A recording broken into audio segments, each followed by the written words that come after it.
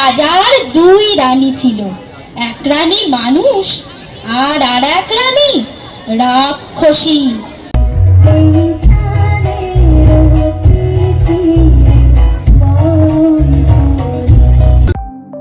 দেখছেন special event TV.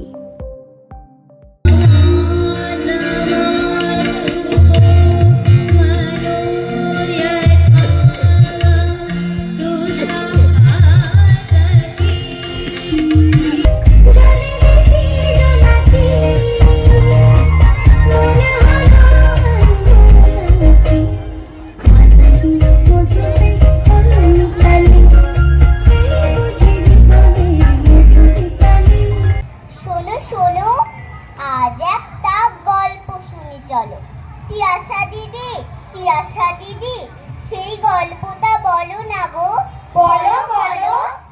এক যে রাজা, থাম না দাদা, রাজা নয় সে রাজপেয়াদা, তার যে মাতুল, মাতুল কিসের সবাই জানে সে তার কিসের। তার ছিল এক ছাগল ছানা, ছাগলের কি গজায় দানা।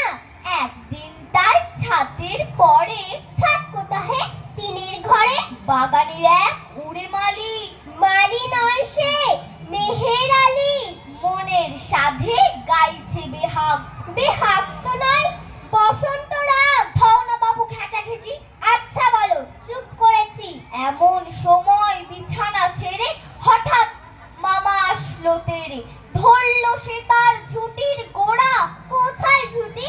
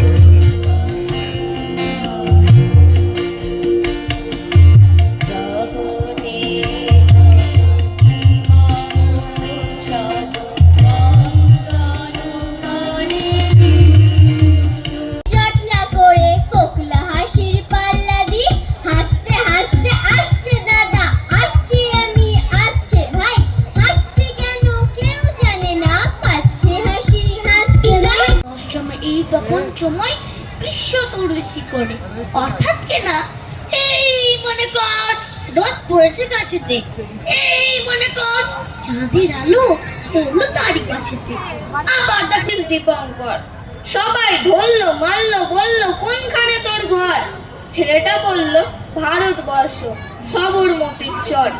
থাক না আপন খেয়ালে, রুদ্ধমনের দরজা যদি না খোলে, স্বপ্নগুলো থাক না সাজানো। নিজেকে একলা ভেবো না তুমি, স্বপ্ন তো রয়েছে সাজানো।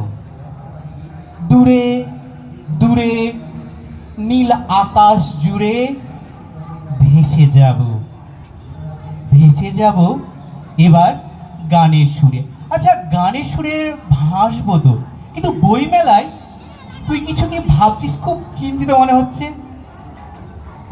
শুধু এই বছর ভাবছি না, আমি প্রত্যেক বছর একই কথা ভাবি, কিন্তু স্বপ্ন পূরণ কোনোদিনও হয় না। হ্যাঁ, কেন রে? আমার ইচ্ছা করে এই যে গোটা মেলার সব কটা স্টল বাড়িতে কিনে নিয়ে যেতে। ঠিকই বলেছিস, আমারও খুব ইচ্ছে করে আমি অমর হব। অমর হবে? হ্যাঁ। কিভাবে? বুঝলি না? না। অমর হওয়া যায় কিভাবে?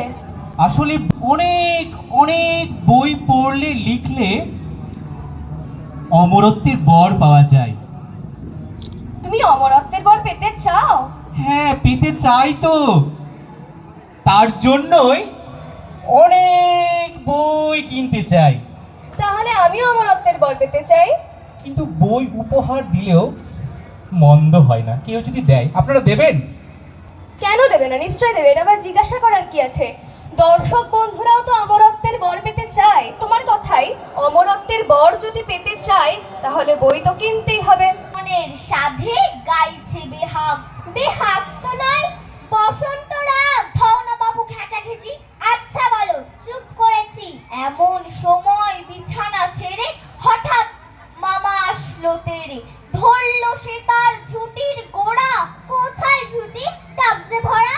হোক না টেকো তোরটা দেখি, লক্ষ্মী ছাড়া মুখ ঢেকি, ধরবো ঠেসে টুটির পরে, পিটবো তো